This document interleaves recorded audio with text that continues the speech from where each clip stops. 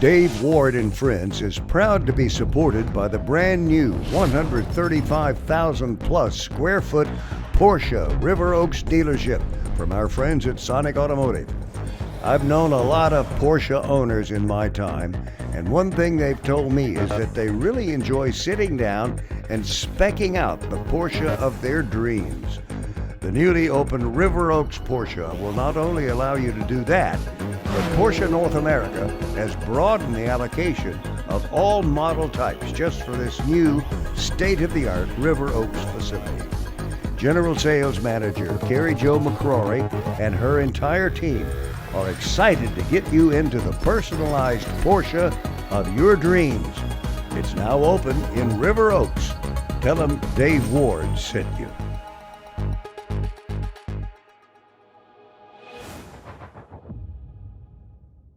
Well, Houston, we've been through a lot together. We started in radio 60 years ago. It was such a great gig, my father cautioned me against going into this thing called television, but we did it, and we had a pretty good run. We even went from black and white to color TV, then to high definition. I keep hearing about streaming and digital, and, well, it's a chance to reconnect with my friends and viewers and share stories from our times together throughout these last 6 decades. What do you say, Houston? Let's do this.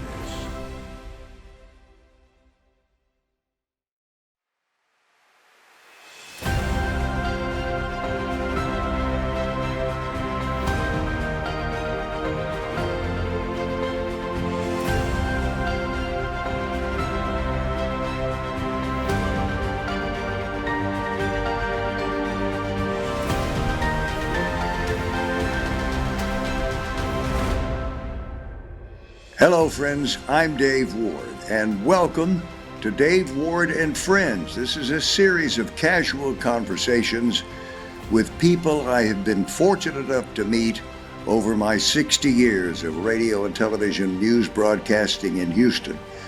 This is one I have looked forward to with much anticipation. Please welcome my old friend, Wade Phillips, former NFL football coach who was with the Oilers with his father, Bum Phillips, years ago. We will never forget those days, Wade. Thank you for being with us today, brother. You know, I'm a PK, a preacher's kid. You're a CK, a coach's kid. I knew right off the bat I never wanted to be a preacher. I ended up being a speaker of sorts, doing the news. But when did you know you wanted to be a coach? Pretty early on, I think. Being around my dad and seeing how much he enjoyed what he was doing, and working around football and players and so forth. So I was really enamored with the high school team when he was coaching high school, and the players. They were kind of my heroes. And then when he was at Texas A&M, John David Crow was there and won the Heisman Trophy, and so. Just being around football and all that excitement and seeing how much he loved coaching kind of guided me in that direction for sure. Yeah, your father was special, I'll tell you that. He once told me, and I mentioned this in my book, he said, David, there are only 2 kinds of coaches in the NFL, them that's been fired and them that's going to be fired.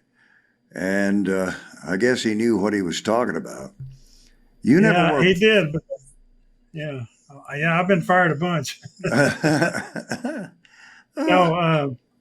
He had said that, and I know I remember him saying that to you. And that's when I was young and I was with the Oilers, and we were winning all those games and lost a playoff game. We got fired. And I was surprised. Yeah, I was fired, but that's what happened. So that's when I knew it was true. The whole city was surprised at that. That was a huge disappointment to everyone concerned. I had disagreements with my father over the years. One of the biggest, when I went from radio into television. He told me, David, you don't know anything about this TV. You've been in radio now for 9 years. And I just had to tell him, Dad, trust me, I feel good about this.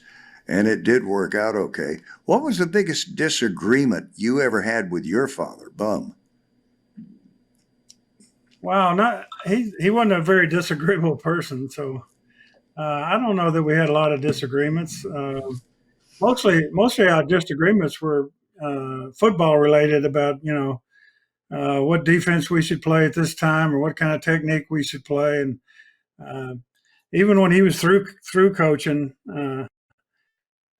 and I was with the Texans, on third down he wanted to play a certain alignment, and I wanted to play a different one, and we argued about that after every game. But of course, of course, I was the one that told him what to do, so I got my way. That's about the only time I got my way.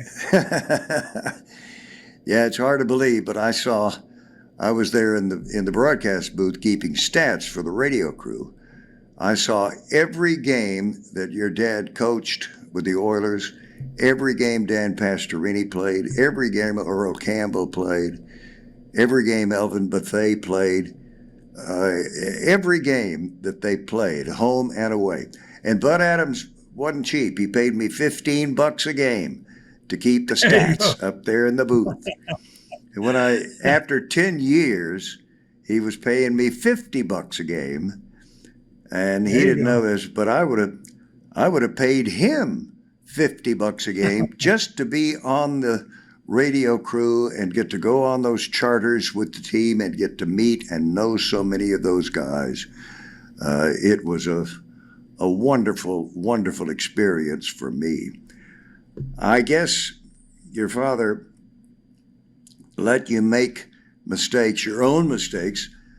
I suppose he wanted you to learn for yourself from your mistakes. Right. He, of course, I would ask him, and he was a great person to go to because, I'd ask him, or we'd be arguing about things, other coaches and I'd be arguing about this and that. And I'd say, Dad, what do you think about this? And he'd say, well, I've done it this way, and this way.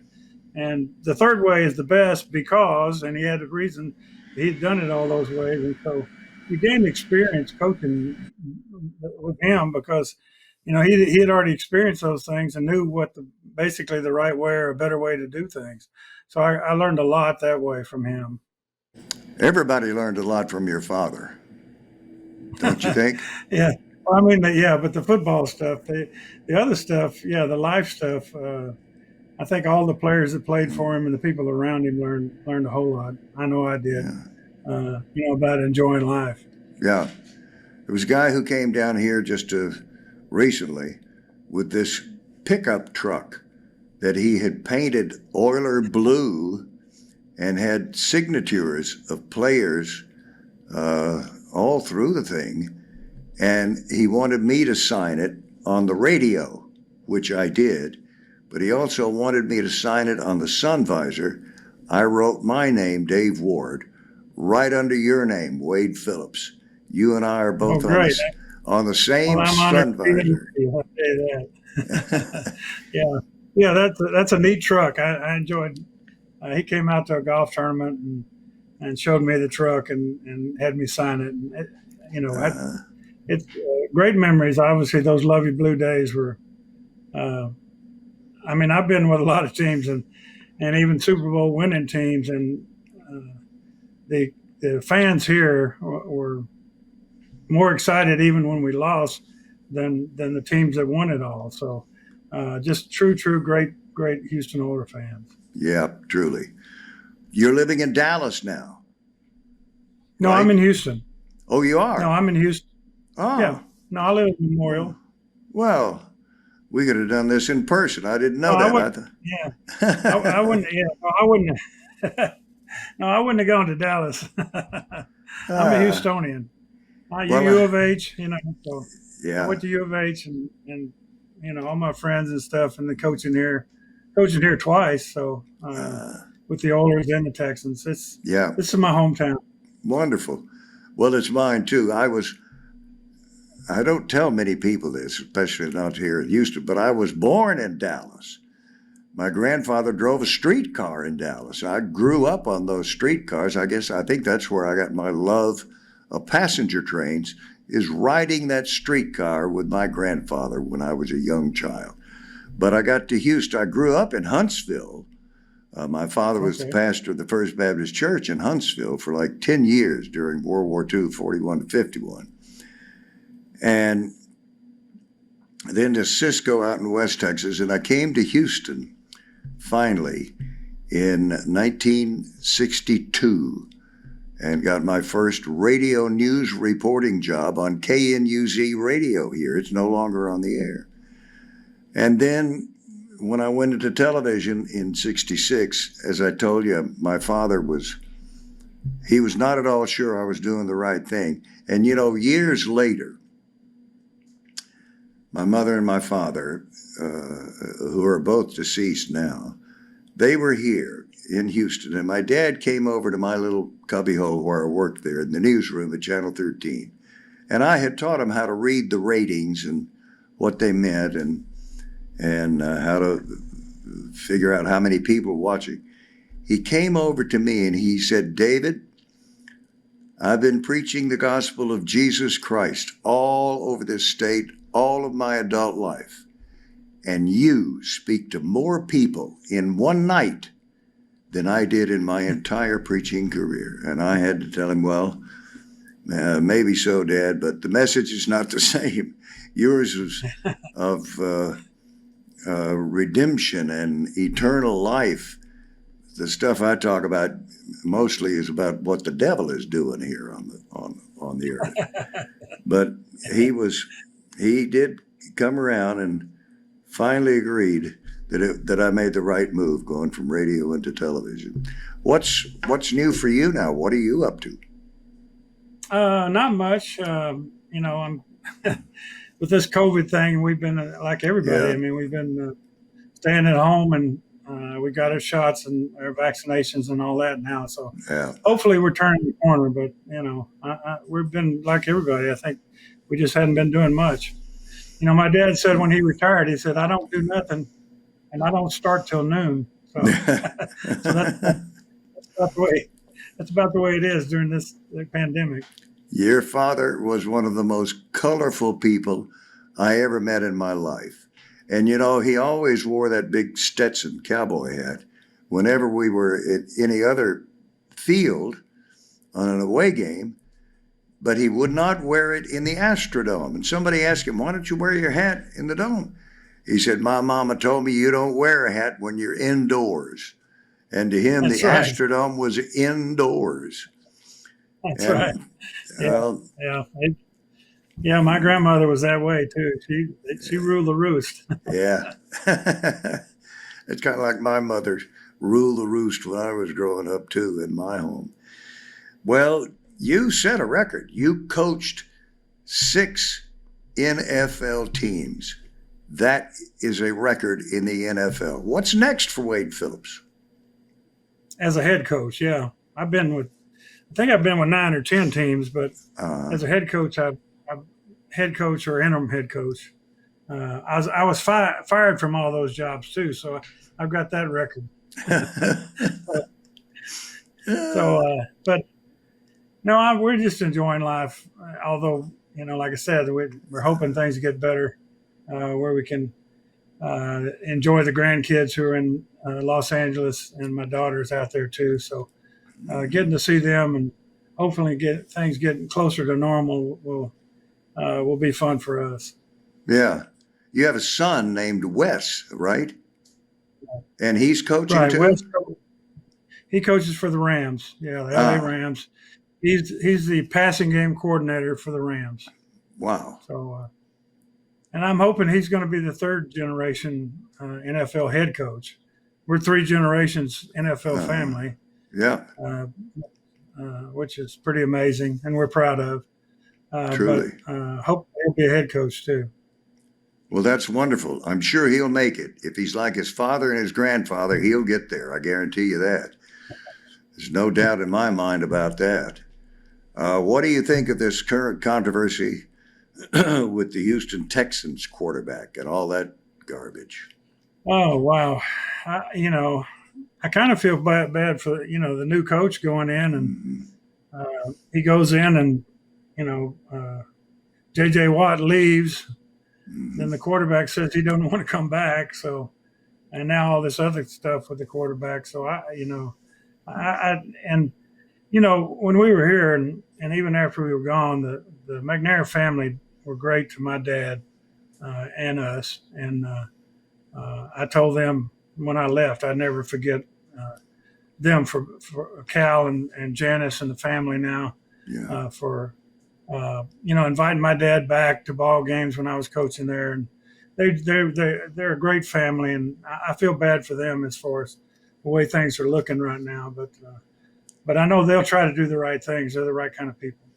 Yep, they will. They'll do the right things, or at least make every effort to do it right. That's for sure.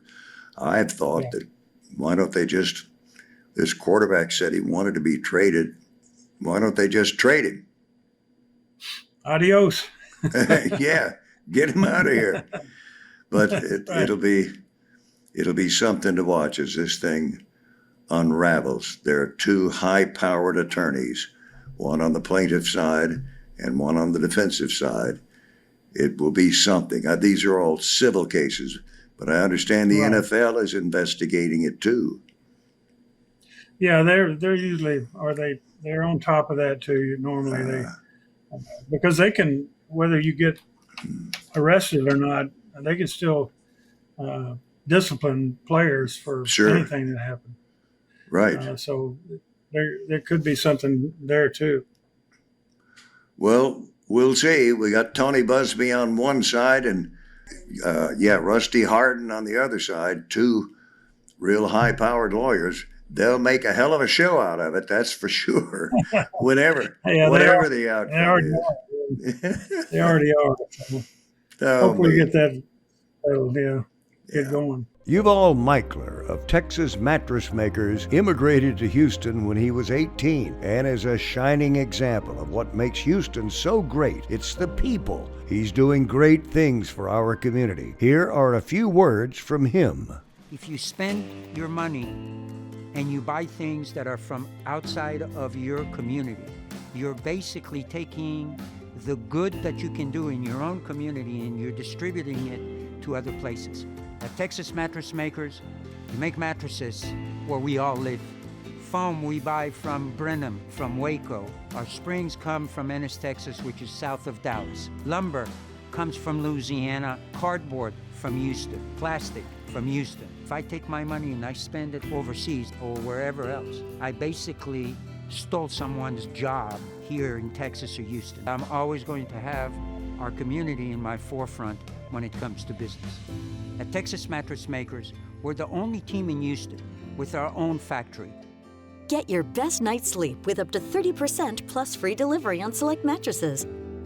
We do one thing. We create the best mattresses in Texas. Well, Wade, I want to thank you for this, sir. I really want to thank you for taking the time to be with me. I didn't know you were living in Houston. With your area code on your phone, I thought you were still in Dallas. Yeah. But no, I kept my area code. The only thing I kept out of Dallas was my area code. So. Yeah, there you go. People all over town now are saying, bring back the Oilers. Well, that guy with that pickup truck, he was one who said, bring back the Oilers. I don't really know. That was a special town, special group. And, even though they went to Tennessee, they're not really the Oilers. I mean, so just like you say, being around, Elvin and Curly Culp and Robert Brazil and Earl Campbell, those were just amazing times. We had a lot of amazing wins. Yeah. I know you remember the one in New England where we scored right at the half and came back and beat them in the playoffs, and just a great time. Yep. People don't realize. I think people don't realize though the Pittsburgh-Houston rivalry was a friendly rivalry. Mm-hmm. I mean, because Bum, my dad, and I've never heard of this before, but he gave Terry Bradshaw a pair of boots before a game when we were playing them. Ah. He liked the players on the other team. Yeah. And and some of the Pittsburgh players come to some of the Oiler reunions. Some of the Pittsburgh players come to the Oiler reunions. Yeah. So I mean, it was an amazing rivalry, and of course they won 4 out of 6 Super Bowls. Right. But people don't remember the first Super Bowl they won. The reason they got in the playoffs is we beat Cincinnati on the last game of the season, or Pittsburgh wouldn't have been in the playoffs. Yeah. And so they sent us. They had to deal with Samsonite or something, but they sent us briefcases and suitcases and stuff to our whole team, and for getting them in the playoffs, and that kind of made it a friendly rivalry. And then, like I say, Joe Green comes to all the Mean Joe Green, Big Joe Green comes to all the Oiler reunion stuff that we have here in Houston. I mean, what a neat deal that is. Yeah, truly is. I just remembered an incident with your father. It was, I think, the first game of the season, and I forget what year, but we were playing the Cleveland Browns in Cleveland. And that morning, I came out to get on the bus. You know, they always had 3 buses, first 2 for the team, and the third bus for the press, the riffraff, as Elvin called us. And your father was standing at the front door of the first bus up there. And I walked over to him and I just said, "Well, Coach, just how bad we're going to beat these Brownies today?" And he said, "Oh, David, I wish you had not said that. Oh, I wish you hadn't said that. That's terrible. Why would you say?"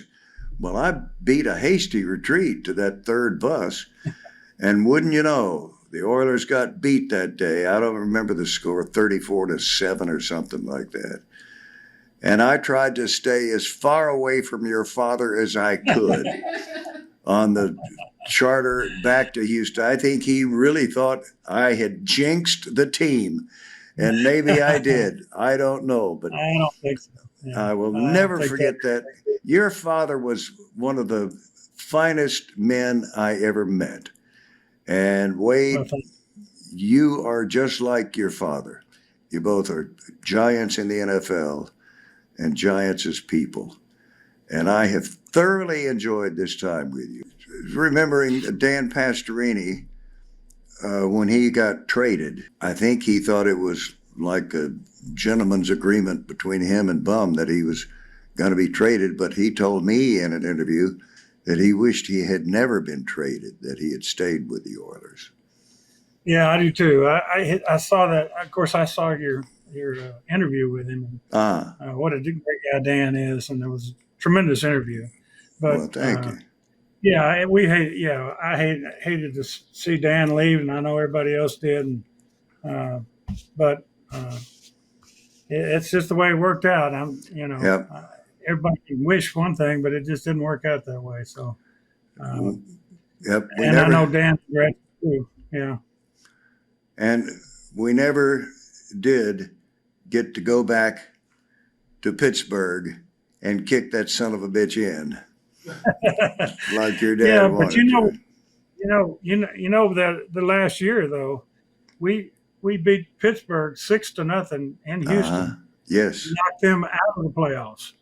They were when we got fired, Pittsburgh was not in the playoffs.